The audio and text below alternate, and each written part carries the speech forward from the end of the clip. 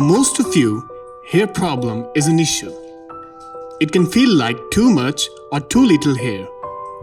Recent childbirth, rubbing, pulling, or scratching at affected areas can make it worse.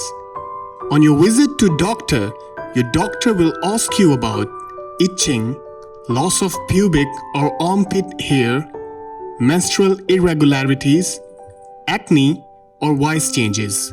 Your doctor will want to know if you or anyone in your family has had any of such conditions like thyroid or adrenal disease, lupus, psoriasis, or other chronic skin diseases, or hair loss.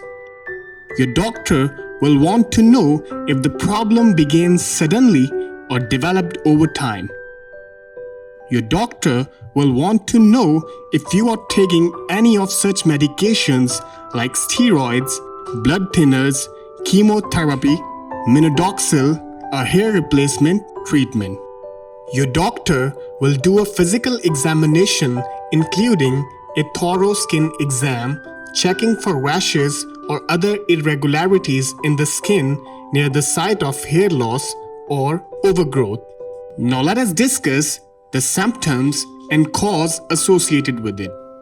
Discussing about our first disease, typical symptoms include family history of baldness, widespread hair loss on scalp, usually begins in adulthood. The patient might be suffering from male pattern baldness, which is hair loss in men that occurs with age. Discussing about our next disease, in which symptoms include spots of scalp hair loss, history of skin problems or itching, skin lesions. The patient might be suffering from skin disease or skin problems caused by infection or inflammation. If the patient has spots of scalp hair loss, bald spots with broken hairs, more common in children, the patient might be suffering from fungal infection. If the patient has spots of scalp hair loss, areas are smooth and hairless, the patient might be suffering from hair loss caused by alopecia areata. If the patient has spots of scalp hair loss, history of pulling at sites of hair loss, the patient might be habitual of touching or pulling hair.